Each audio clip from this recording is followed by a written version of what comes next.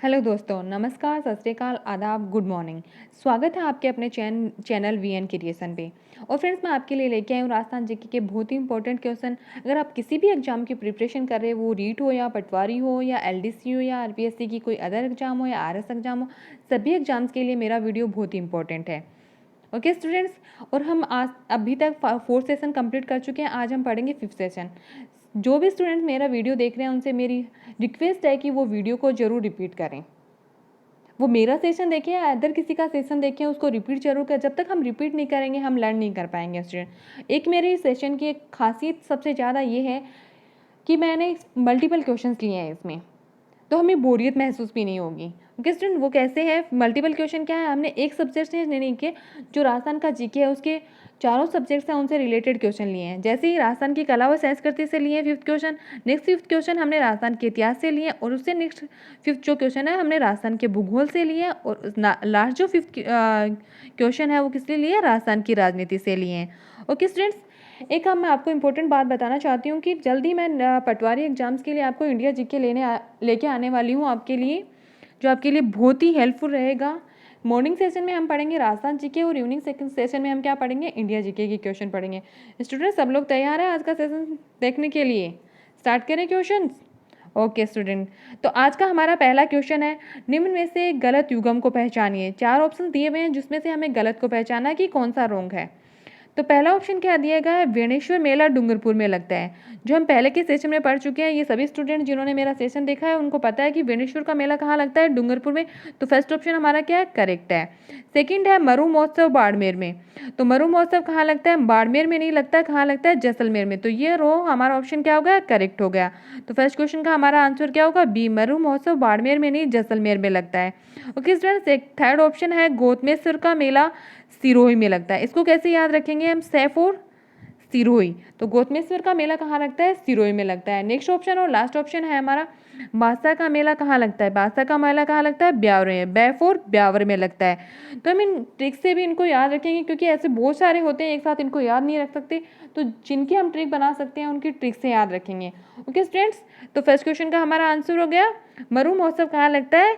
बाड़मेर में लगता है। हम नेक्स्ट क्वेश्चन की ओर बढ़ते हैं। नेक्स्ट और सेकंड क्वेश्चन है हमारा, ढोला मारू कौन सी शैली का चित्रित ग्रंथ है? तो ऑप्शन देखते हैं।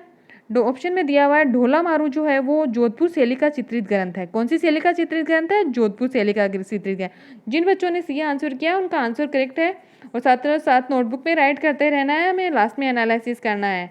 ओके स्टूडेंट, नेक्स्ट क्वेश्चन की ओर बढ़े। नेक्स्ट और थर्ड नंबर क्वेश्चन है हमारा, राजस्थान में ब्लू पोट्री का प्रमुख केंद्र कौन सा है?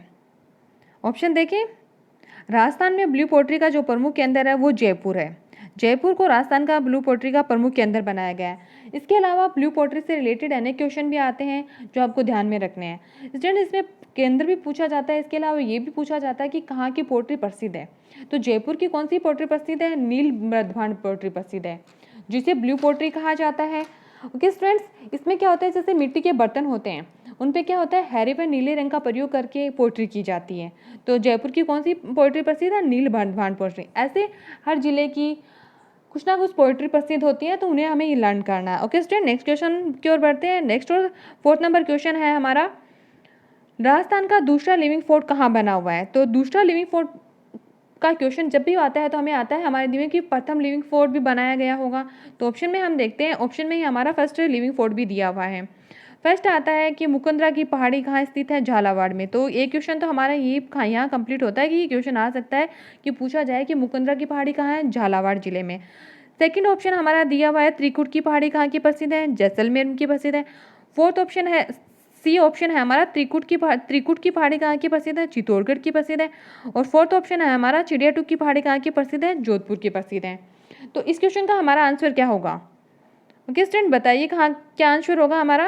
राजस्थान का दूसरा लिविंग फोर्ट कहाँ बनाया गया? राजस्थान का दूसरा जो लिविंग फोर्ट बनाया गया है वो त्रिकुट पहाड़ी जैसलमेर में बनाया गया है। अब आपसे पूछा जाए कि प्रथम कहाँ बनाया गया, तो प्रथम जो बनाया गया है वो चित्रकूट की पहाड़ी चित्तौड़गढ़ को बनाया गया है। ओके स्टूडेंट, समझ में आ गया। नेक्स्ट क्वेश्चन की ओर बढ़े। जिस भी स्टूडेंट्स को क्वेश्चन में प्रॉब्लम हो, कमेंट बॉक्स में मैसेज करके जो भी इश्यू हो आप पूछ सकते हैं। ओके स्टूडेंट्स, नेक्स्ट क्वेश्चन हम स्टार्ट करते हैं। रामदेव जी का मंदिर जो बनाया गया, समाधि बनाई गई, उस पर जो मंदिर बनाया गया, वो कब व किस महाराजा के द्वारा बनाया गया? तो किस महाराजा के द्वारा बनाया गया था वो? बीकानेर के महाराजा गंगा सिंह के द्वारा 1931 में बनाया गया था। इस क्वेश्चन का हमारा आंसर क्या होगा? बी, कि बीकानेर के महाराजा गंगा सिंह के द्वारा 1931 में रामदेव जी की जो समाधि थी उस पर मंदिर बनाया गया था। रामदेव जी से रिलेटेड हम क्वेश्चन देखेंगे कि रामदेव जी को अन्य किस नामों से जाना जाता है। तो रामदेव जी जो थे उनको अन्य बाबा रामदेव, रामसा पीर, रामदेव पीर के नाम से जाना जाता है। और जो राजस्थान के लोक देवता हैं उनमें से रामदेव जी एक प्रसिद्ध लोक देवता हैं। इसके अलावा रामदेव जी का मेला कहाँ लगता है? कहाँ लगता है रामदेव जी का मेला? जैसलमेर में लगता है। और जैसलमेर में कहाँ पे लगता है? रामदेवरा में लगता है। और कौन से माह में लगता है?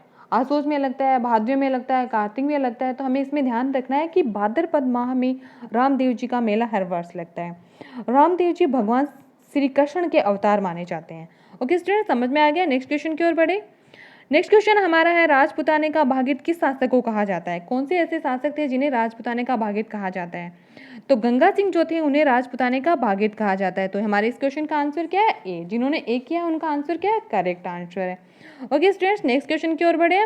नेक्स्ट क्वेश्चन है हमारा, 1857 की क्रांति के समय मेवाड़ के शासक कौन थे? तो 1857 की क्रांति कब स्टार्ट हुई थी?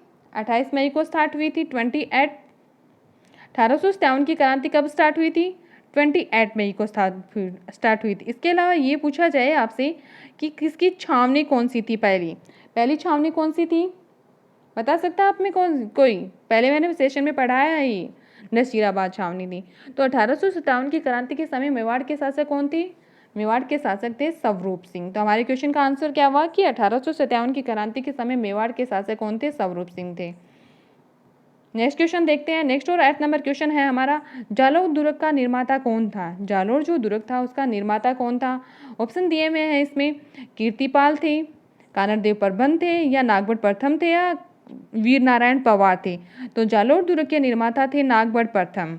जालोर दुर्ग के निर्माता कौन थे? नागभट्ट प्रथम। नेक्स्ट क्वेश्चन है हमारा, चेतक की मृत्यु कौन से स्थान पे हुई? जो चेतक का नाम आते ही वह किससे रिलेटेड होता है? घोड़े से रिलेटेड होता है। तो चेतक किससे रिलेटेड था? महाराणा प्रताप। महाराणा प्रताप का नाम जैसे ही आता है कौन सा युद्ध आता है? हल्दी घाटी युद्ध आता है। तो हल्दी घाटी क्षेत्र में क्या हुआ था कि चेतक घायल हो गया था, तो वहाँ उसकी मृत्यु हो गई थी। तो हल्दी घाटी क्षेत्र का जो एरिया होता है वो खमनोर से बलीचा तक का क्षेत्र होता है। खमनोर से लेकर बलीचा तक के जो बीच का क्षेत्र होता है उसे कौन सा क्षेत्र कहा जाता है? हल्दी घाटी का क्षेत्र कहा जाता है। तो बलीचा हमारा इस क्वेश्चन का आंसर होगा। चेतक की मृत्यु का स्थान कौन सा था? बलीचा था। और बलीचा में ही चेतक का क्या बनाया गया? स्मारक बनाया गया। नेक्स्ट क्वेश्चन की ओर बढ़ते हैं स्टूडेंट्स हम। गुरिल्ला युद्ध पत्ती कहा जाता है, ऐसी कौन सी पत्ती थी जिसे गुरिल्ला युद्ध पत्ती कहा जाता है? तो जो छापामार युद्ध पत्ती थी उसे क्या कहा जाता है? गुरिल्ला युद्ध पत्ती कहा जाता है। छापामार पत्ती को क्या कहा जाता है? गुरिल्ला युद्ध पत्ती कहा जाता है। स्टूडेंट, जो गुरिल्ला युद्ध पत्ती होती है उसमें क्या होता है कि स्टूडेंट जो सैनिक होते हैं वो सामने किस दिन में तो क्या रहते हैं? सामान्य लोगों की तरह रहते हैं। और ये क्या सेना के पीछे से आक्रमण करते हैं या पार्श्व भाग से आक्रमण करते हैं? नेक्स्ट क्वेश्चन की ओर बढ़ते हैं। नेक्स्ट क्वेश्चन है हमारा, कौन सी नदी खंबात की खाड़ी में गिरती है? नदियां दी हुई हैं जिसमें से हमें ये बताना है कि कौन सी नदी है जो खंबात की खाड़ी में गिरती है। ऑप्शन हमारे इसमें दिए हुए हैं, बनास नदी, माही नदी, लूनी नदी, या चंबल नदी। तो माही नदी जो होती है वो खंबात की खाड़ी में गिरती है। बनास नदी के बारे में हम पहले के सेशन में पढ़ चुके हैं, एक बार दोबारा बता देती हूँ आपको। बनास नदी एकमात्र ऐसी नदी है जो अपना पूरा चक्कर जो होती है वो राजस्थान में पूरा करती है। ओके स्टूडेंट, अब हम आज पढ़ेंगे माही नदी के बारे में डिटेल। लूनी और चंबल नदी के बारे में हम जैसे हमारे नेक्स्ट सेशन में क्वेश्चन आएंगे तो उनमें डिटेल से पढ़ेंगे। तो हमें ये पूछा जाए कि माही नदी का उद्गम कहाँ से होता है? तो माही नदी का जो उद्गम होता है वो मध्य प्रदेश से होता है। और ये किन किन राज्यों में बहती है? ये 3 राज्यों में बहती है। एक तो मध्य प्रदेश में बहती है, नेक्स्ट सेकंड राजस्थान में जाती है, फिर लास्ट में क्या गुजरात में खंबात की खाड़ी में गिर जाती है। हम क्या पढ़ रहे हैं? राजस्थान जी के पढ़ते हैं तो इसकी राजस्थान की डिटेल पढ़ेंगे। तो राजस्थान में इसकी लंबाई टोटल कितनी होती है? 171 किलोमीटर होती है। इसके अलावा हम देखें अगर लंबाई इसकी भारत में तो कितनी होती है? 576 किलोमीटर होती है। कितने किलोमीटर होती है? 576 किलोमीटर होती है। ओके स्टूडेंट्स, अब ये पूछा जाए कि इस पे कौन कौन से बांध बनाए गए हैं? कौन से बांध बनाए गए हैं? माही बजाज सागर बांध और कढ़ाना बांध बनाए गए हैं। राजस्थान में कौन से जिलों में माही नदी बहती है? तो कौन से जिले हैं? डूंगरपुर, बांसवाड़ा ऐसे जिले हैं जहाँ पे माही नदी बहती है। और किस आकार में बहती है?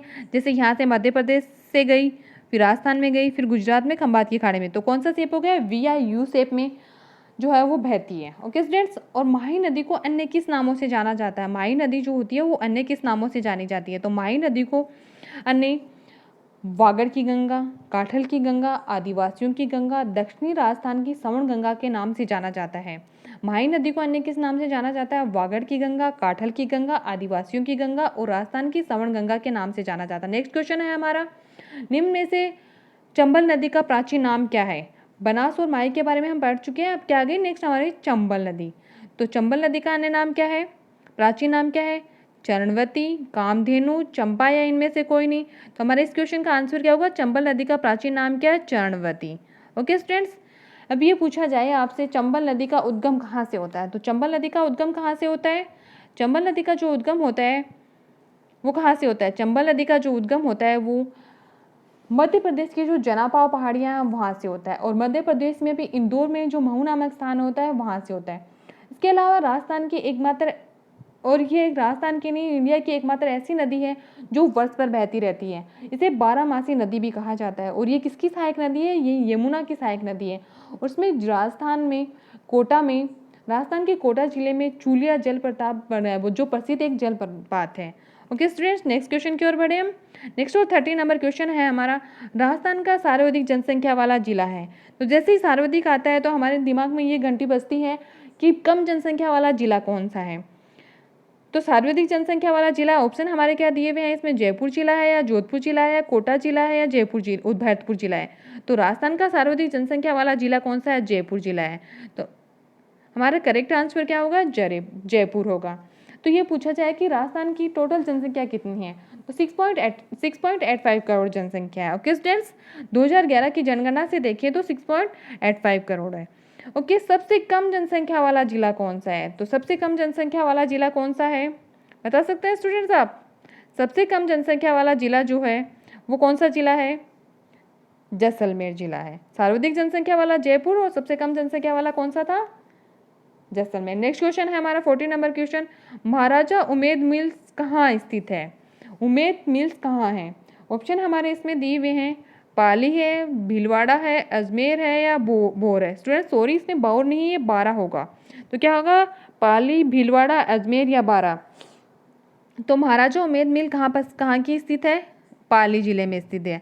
इसके अलावा इसमें कन्फ्यूजन क्वेश्चन ये पड़ सकता है कि इसमें आ जाए, अगर पाली आ जाए, जोधपुर आ जाए, अजमेर आ जाए, 12 आ जाए ऑप्शन में, तो हम आ जाता है कन्फ्यूजन में, यहाँ पड़ जाते हैं कि उमेद भवन पैलेस और उमेद मिल्स। तो इसमें हमें याद रखना है कि उमेद भवन पैलेस कहाँ स्थित है? जोधपुर में, और उमेद मिल्स कहाँ स्थित है? पाली में स्थित है।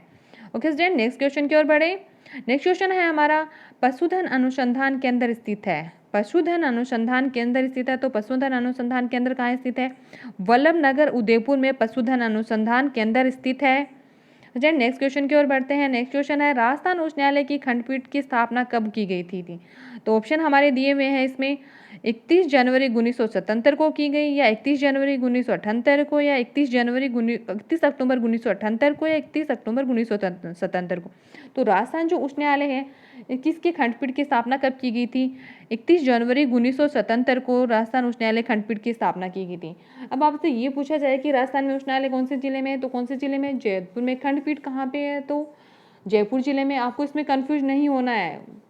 ये पूछा जाए उच्च न्यायालय कहाँ है, उसकी खंडपीठ कहाँ, तो उच्च न्यायालय तो कहाँ है? जोधपुर में। खंडपीठ कहाँ है? जयपुर में। न्यायासन भी कहाँ है? जयपुर में। ओके स्टूडेंट, अब आपसे मैं एक क्वेश्चन पूछती हूँ कि राजस्थान उच्च न्यायालय के वर्तमान मुख्य न्यायाधीश कौन है? श्री इंद्रजीत महाती हैं। प्रथम कौन थे? कमलकांत वर्मा। तो इंद्रजीत महाती जो है वो कौन से नंबर के हैं? 37वें नंबर के हैं, मुख्य न्यायाधीश हैं। स्टूडेंट्स याद, जहाँ भी आपको कन्फ्यूजन हो, आपसे बार बार मैं बोलती जा रही हूँ, कमेंट बॉक्स में मैसेज करके पूछिए, लाइक करें और शेयर करें, सब्सक्राइब करें, क्योंकि जितना आप शेयर करेंगे उतना आपको तो नॉलेज होगा, आपके जो सहपाठी हैं वो भी नॉलेज ले सकेंगे, क्वेश्चन पढ़ सकेंगे, और जो मेरा नॉलेज है वो जन जन तक पहुँचे। ओके स्टूडेंट्स, नेक्स्ट क्वेश्चन हम देखें। नेक्स्ट क्वेश्चन है हमारा, राजस्थान की सर्वोच्च न्यायिका संस्थान कौन सी है? राजस्थान की जो सर्वोच्च न्यायिका संस्थान है वो कौन सी है? ऑप्शन हमारे इसमें दिए हुए हैं, राज्यपाल है, राजस्व है, या सी ऑप्शन उच्च न्यायालय है, या डी ऑप्शन उच्चतम न्यायालय है। तो हमारे इस क्वेश्चन का आंसर क्या है? उच्च न्यायालय जो है वो सर्वोच्च न्यायिका संस्थान है। ओके स्टूडेंट्स, उच्च न्यायालय क्या है? सर्वोच्च न्यायिका संस्थान है। ब्रिटिश शासनकाल में कलेक्टर पद का निम्न में से किसका प्रतीक होता है? कलेक्टर पद जो होता है निम्न में से किसका प्रतीक है? ऑप्शन हमारे दिए हुए हैं, इसमें सत्ता का है या फिर सम्मान का या गौरव का या फिर उपरोक्त सभी का। तो इस क्वेश्चन का हमारा आंसर क्या होगा? उपरोक्त सभी का। वर्तमान में भी देखा जाए तो कलेक्टर जो होता है इन सभी सम्मान का प्रतीक माना जाता है। कलेक्टर के पास सत्ता भी होती है, सम्मान भी होता है, गौरव भी होता है, तो सभी के सम्मान का प्रतीक माना जाता है। नेक्स्ट क्वेश्चन की ओर बढ़ते हैं स्टूडेंट्स हम। नेक्स्ट क्वेश्चन है हमारा, किस विधानसभा के दौरान देश में आपातकाल लागू हुआ? कौन सी ऐसी विधानसभा हुई थी जिस दौरान देश में आपातकाल लागू हुआ? तो ऑप्शन हमारे दिए हुए हैं, इसमें 5वीं विधानसभा के दौरान, 6वीं विधानसभा के दौरान, सी ऑप्शन है 7वीं विधानसभा, डी ऑप्शन है 8वीं विधानसभा के दौरान। तो 5वीं विधानसभा जो थी उस दौरान क्या हुआ था? देश में आपातकाल लागू हुआ था। उस दौरान क्या हुआ था? देश में जब 184 सीटों पर चुनाव हुआ था, जिसमें क्या हुआ था? कांग्रेस सरकार और अन्य जो सरकार थी उनके बीच बहस हुई थी और जिसका सामना हमें क्या देखना पड़ा था? आपातकाल घोषित हुआ था। तो 5वीं विधानसभा का जो शासनकाल था ऐसा था कि 5 वर्ष से अधिक समय तक रहा। विधानसभा का काल क्या होता है? 5 ईयर का होता है, जबकि 5वीं विधानसभा ऐसी थी जिसका काल कितना रहा था? 5 वर्ष से अधिक समय तक रहा था। ओके स्टूडेंट, लास्ट और नेक्स्ट क्वेश्चन है हमारा, पंचायत दिवस कब मनाया जाता है? पंचायत दिवस कब मनाया जाता है? तो ऑप्शन क्या आएगा स्टूडेंट्स हमारा इसमें? पंचायत दिवस कब मनाया जाता है? 24 अप्रैल को मनाया जाता है। ओके स्टूडेंट्स, याद रखना आपको, पंचायत दिवस कब मनाया जाता है? 24 अप्रैल को मनाया जाता है। आज का सेशन स्टूडेंट हमारा यही कंप्लीट होता है। आप क्वेश्चंस को रिपीट करते रहिए और मेरे चैनल को शेयर करें और सब्सक्राइब करें। Okay student, thank you so much and welcome. इसी तरह आप मेरे वीडियो को देखते रहिए, मैं आपका स्वागत करती हूँ मेरे चैनल पे। Okay student, thank you so much.